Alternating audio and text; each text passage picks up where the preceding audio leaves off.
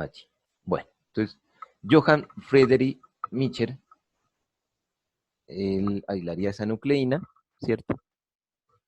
No sabría a ciencia cierta qué era ese proceso, esa nueva sustancia. Sabía que tenía un alto contenido de fósforo, pero no se parecía nada de lo que ya había sido descrito en ese momento, ¿cierto? No era un carbohidrato, no era un lípido, no era una proteína, no era nada parecido. Y decíamos, mire cómo vamos a ir viendo cómo vamos llenando esta diapositiva, ¿cierto? Con fichas de Lego, con fichas de rompecabezas. Mitchell establecería la primera ficha. Esta es la nucleína, ¿sí? Vamos a ver la siguiente investigación. Y aquí, este investigador, ¿cierto? Albrecht Kossel, identificaría en 1894 a 1910, ¿sí? A partir de un aislamiento por hidrólisis, a partir de esa nucleína que aisló Friedrich, una serie de compuestos nitrogenados. ¿Qué son los compuestos nitrogenados? Son aquellos compuestos orgánicos cíclicos que incluyen 2 o más átomos de nitrógeno. Y los denominó purinas, ¿sí? Miren, bajo esta estructura química de 4 nitrógenos, y pirimidinas, cuando la estructura química contenía 2 moléculas de nitrógeno. Purinas y pirimidinas. Las purinas pudo clasificarlas en 2 compuestos, adenina y guanina. Esos 2 compuestos, adenina y guanina, hacían parte de esa nueva familia que él denominaría purinas, y la citosina y timina haría parte de las pirimidinas. ¿A partir de qué? De esos resultados, de esa nucleína de Johann Friedrich Michel. Bueno, y aquí tenemos la estructura química de las purinas, adenina y guanina. Y de las pirimidinas, citosina, timina, y de allí se aislaría una nueva sustancia denominada uracilo. Vamos viendo cómo Kossel, en este caso, comienza a generar información sobre los compuestos nitrogenados, sobre las purinas, adenina y guanina, y sobre las pirimidinas, que serían la citosina, timina y uracilo. Todos estos compuestos que hacen parte del ADN.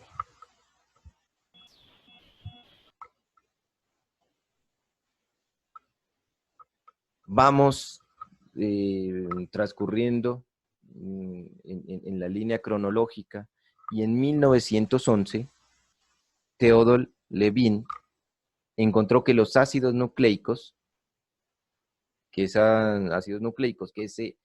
nucleína, ¿cierto? Contenía, además de compuestos nitrogenados, como nos describía Kossel, decía, mire, en esos compuestos hay azúcares de 5 carbonos,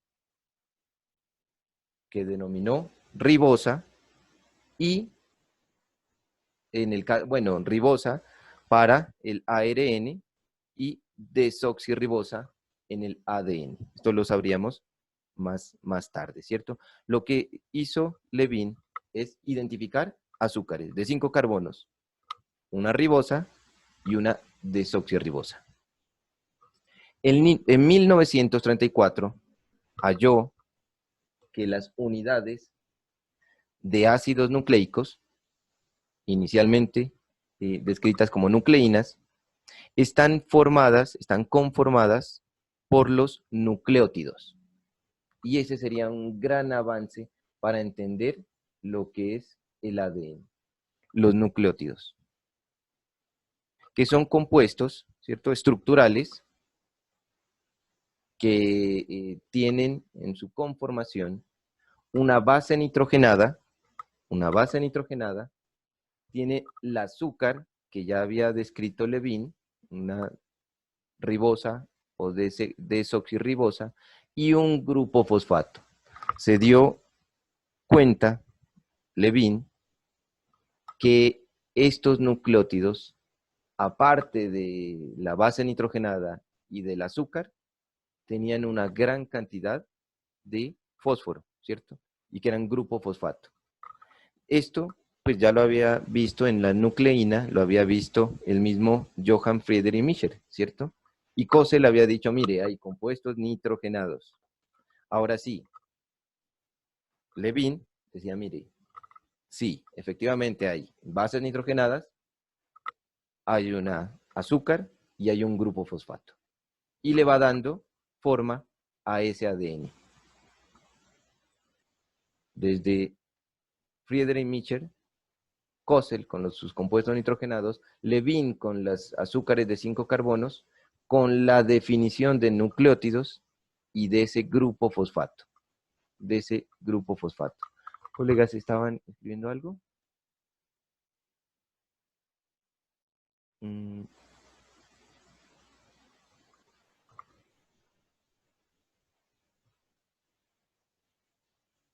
Bueno, ok. Ahí colocaban en el chat, bueno, era una pregunta de ese taller, ¿cierto? ¿Cuál es la composición de los nucleótidos? Composición de los nucleótidos. ¿Quién nos la da? Theodor Levin, y nos dice, mire, hay bases nitrogenadas, desoxirribosa, un azúcar y un grupo fosfato. Y esos serán los ladrillos o los compuestos de ese ADN, como ya lo miraremos o como ya lo conocemos hoy en día. Seguimos colocando fichas en ese entendimiento del ADN. En 1928, Frederick Griffith realizó la transformación bacteriana, ese experimento, ¿cierto? Ese experimento que también lo vieron en el taller. Y este médico inglés utilizó como material experimental la bacteria neumococo, ¿sí? Streptococcus sp y ratones. Y este sería el famoso ensayo de la transformación bacteriana. Aquí he querido representar, miren muchachos, aquí una cepa lisa, brillante, ¿sí? Que hacía referencia a la cepa virulenta, a la que causaba enfermedad, a la que mataba a los ratones. La cepa S, la cual tiene una capa de polisacáridos de protección para realizar la infección en los animales. Y hay una cepa no virulenta R sin polisacáridos, de allí su forma. Esta cepa no permite generar la enfermedad. Griffin, pues, trabajó con estas dos cepas. La primera, como les decía, con un aspecto liso, brillante, con polisacáridos que la protegen. Y la segunda, colonias rugosas, de color mate, y que carecen de polisacáridos, por lo tanto, no realiza infección. Griffin inyecta una mezcla, ¿cierto? Bueno, inyecta la cepa S, que causa la muerte en ratones.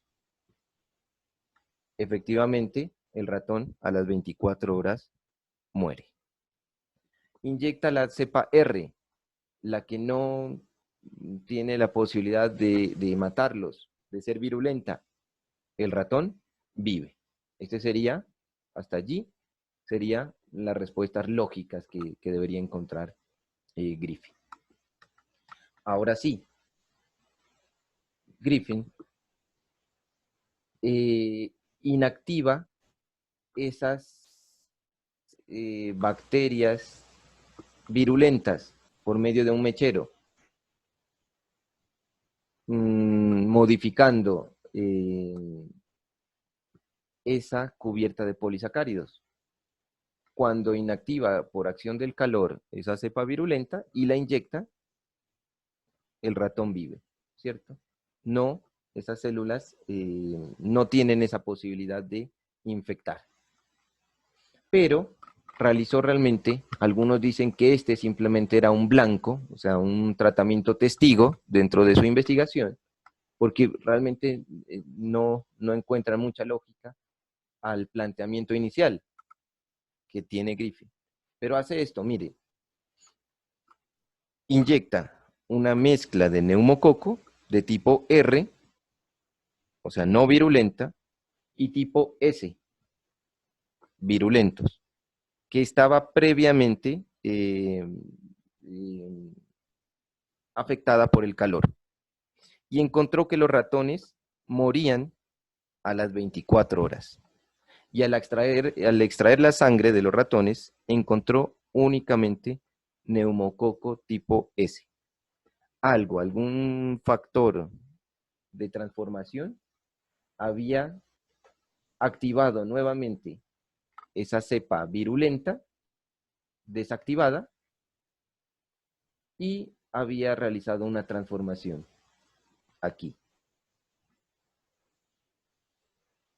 A la sustancia presente en los neumococos tipo S, muertos por el calor, que es capaz de transformar los neumococos tipo R, que no eran virulentas, se denominó principio de transformación. Y por muchos años, digamos que no sabían cuál era ese principio de transformación. Y fue allí donde se comienzan a desarrollar distintas investigaciones para establecer, para esclarecer ese principio transformante. Mire, este es un corte transversal de la bacteria, de neumococo. Tiene una cápsula, unas membranas, ¿cierto? Que eran modificadas aquí, esta protección por por el calor, ¿cierto? Y mire que tiene una información genética, el ADN que estaba allí. Nosotros conocemos hoy en día pues, que ese principio transformante es el ADN. Pero en su momento, esa pregunta, esa inquietud queda allí, queda como en una incógnita. Hasta mediados de 1940, no era claro todavía la naturaleza química del material hereditario. Si alguna biomolécula era candidata a ser esa moneda de información genética, ¿cierto? De herencia, eran las proteínas. Y se pensaba que allí estaba contenida la información genética. No se creía realmente que los ácidos nucleicos, que eran tan simples, ¿sí? Y tan repetitivos, ¿cierto? Adenina, guanina, citosina, timina, adenina, guanina, citosina. No creían que dentro de estos, o que eran los ácidos nucleicos, aquellos portadores de la información genética. Comenzamos desde Mitchell, que aísla esa nucleína, Kossel, que nos dice, mire, ahí en esa nucleína, unos compuestos nitrogenados, purinas y pirimidinas. Levin dice, mire, aparte de eso hay azúcares de 5 carbonos y grupos fosfatos, y los ladrillos de esos ácidos nucleicos son los nucleótidos, y Griffin aparece allí en la historia diciendo, mire, hay un factor de transformación que me transformó esas cepas no virulentas a virulentas y que después de ese experimento otros investigadores vendrían a tratar de responder esa pregunta. ¿Qué era ese factor de transformación? Y es allí donde tenemos otro gran experimento de nuestra materia, de nuestra historia. El realizado por Oswald, Harvey, Colin, MacLeod y McLean McCarthy. 3 investigadores que entre 1935 a 1944 aislaron 5 compuestos a partir de extractos de neumococos tipos S, que eran los virulentos, muertos por calor. Querían saber cuál era ese factor de transformación que nos había descrito Griffin. Ahora sí, primero miraron que había polisacáridos, había lípidos, habían proteínas, las que, como dije anteriormente, eran las candidatas a ser las que las que en su constitución llevaban la información genética de virulencia y que por lo tanto eran las que causaban esa transformación. Había ARN y había ADN. En este experimento se aisló de esos neumococos estas 5 sustancias y empezarían estos investigadores a evaluar una a una para saber cuál de ellas era la que provocaba ese principio de transformación. Y este, en resumen, sería el trabajo que hicieron Harvey, MacLeod y McCarthy. Con cada uno de los compuestos, intentaron transformar los neumococos R avirulentos en neumococos S virulentos, que estaban silenciados por el calor, ¿cierto? Que estaban afectados por el calor. Y en cada uno de esas mezclas de los dos tipos de bacterias, ¿cierto?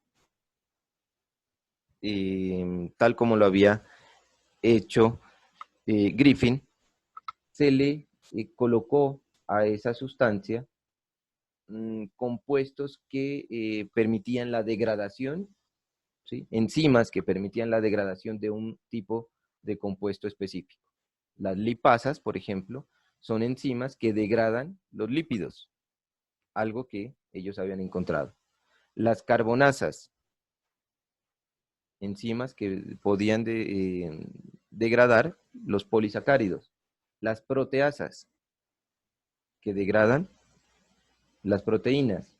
Las ARNasas, ¿sí? Específicamente las ribonucleasas, que degradan el ARN. Y finalmente, la ADNasas, específicamente la desoxirribonucleasas, que degradan el ADN. A esa mezcla de las cepas S y R, la S atenuada, agregaban estos principios, estas enzimas. ¿Cuál era el resultado?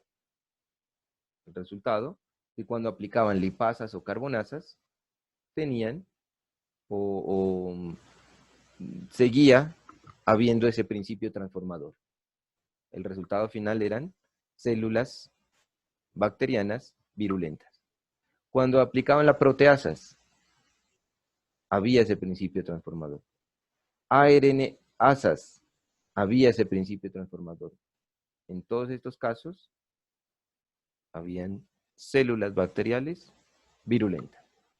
Pero, en uno de los tratamientos, en donde se aplicó desoxirribonucleasas, aquellas que afectan directamente el ADN, pues se encontró que no había ese factor transformador. Y comenzaron entonces a pensar que ese factor transformador era el ADN. De los 5 compuestos aislados, uno era ya un candidato fuerte, demostrado en este experimento, en que era aquel que tenía esa información genética de virulencia.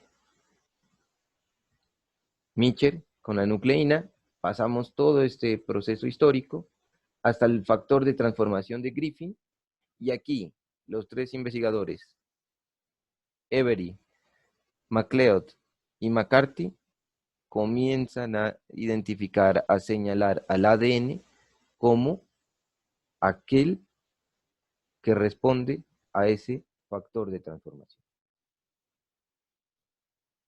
Seguimos en la historia, seguimos con el cuento. Ahora sí, nos centramos en dos investigadores, y aquí hay una anécdota bien bonita. Bueno, no, es una anécdota interesante, no bonita, interesante, ¿sí? De Alfred Hersey y Martha Chase.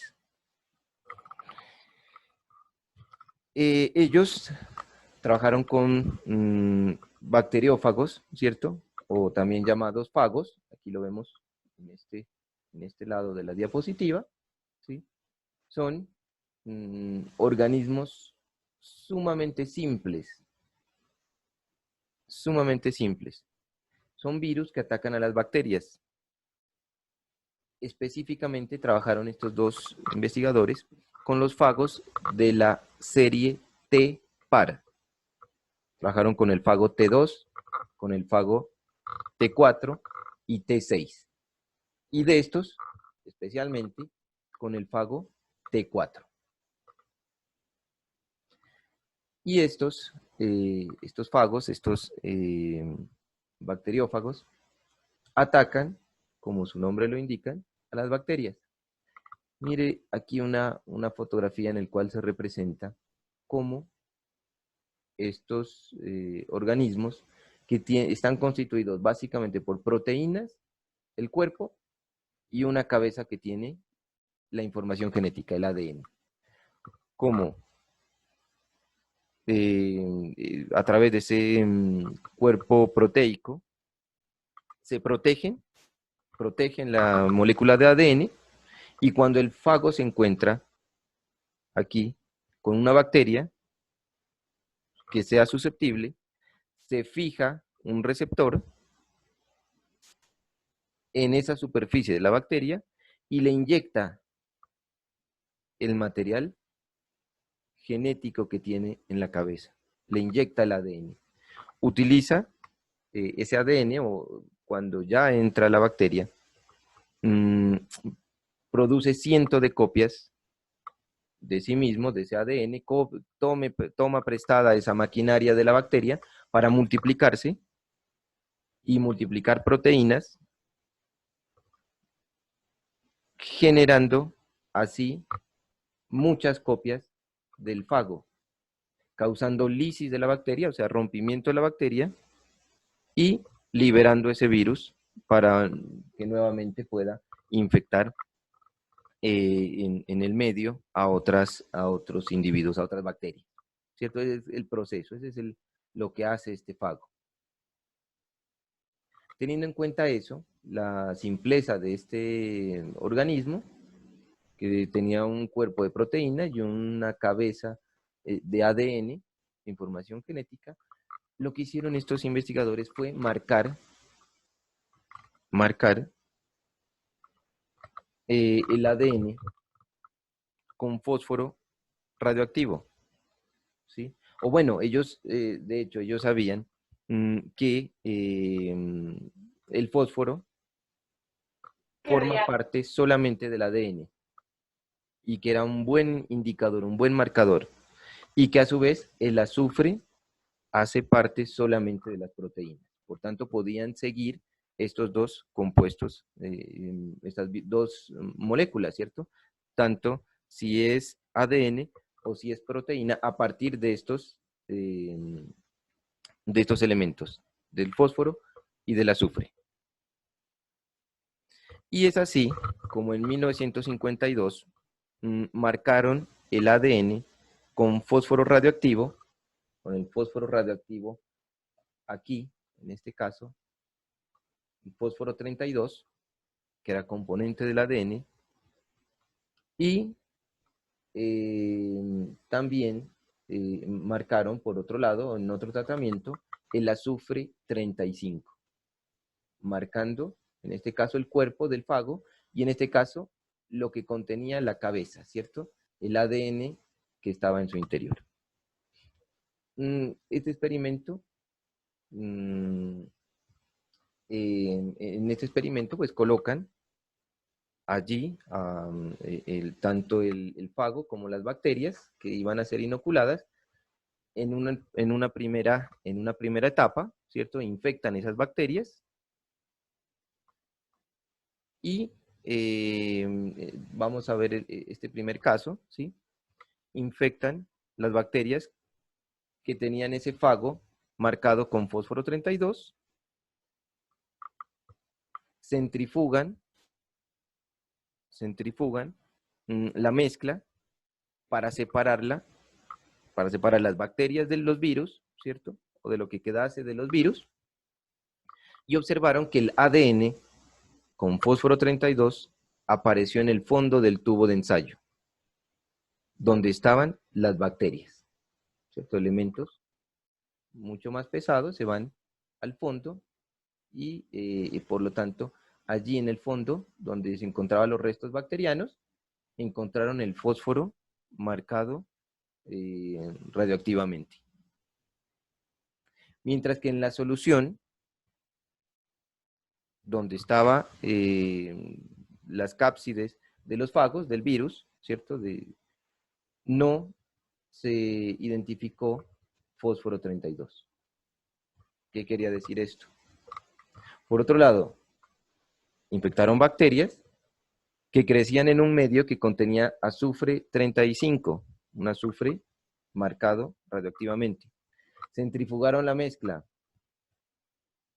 Observaron que la mayor parte, aquí, en este caso, en este Eppendorf, observaron que la mayor parte del marcaje, ¿cierto? Con azufre 35, estaba en la solución donde se encontraban las cápsides o el cuerpo de los fagos. Mientras que en el fondo del tubo, donde se iban esos, generalmente estaba en una mayor proporción o en la proporción más alta, las bacterias pues no encontraron azufre. Indicaron que el único nexo de unión entre el fago y las bacterias era el ADN. Por tanto, la molécula portadora de la información de los virus, T4, ¿cierto? Del fago T4, era el ADN y no las proteínas. Y aquí vemos cómo, en este caso, el azufre 35, que marcaba el cuerpo solamente se queda por fuera de la bacteria Escherichia coli. El fago lo que hace es introduce el ADN, la información genética, y por lo tanto en esos precipitados las bacterias no iban a estar marcadas con azufre 35, ya que estaban en el sobrenadante algo que se llama los fantasmas del fago, ¿cierto? En los cuerpos ya sin material genético, sí quedaron marcados con azufre 35. En el caso de los fagos que tenían marcado el fósforo 32 en su ADN, cuando recuperaban esos precipitados en la fase bacteriana, pues miraban que sí, que esa sustancia sí tenía la marca de fósforo 32.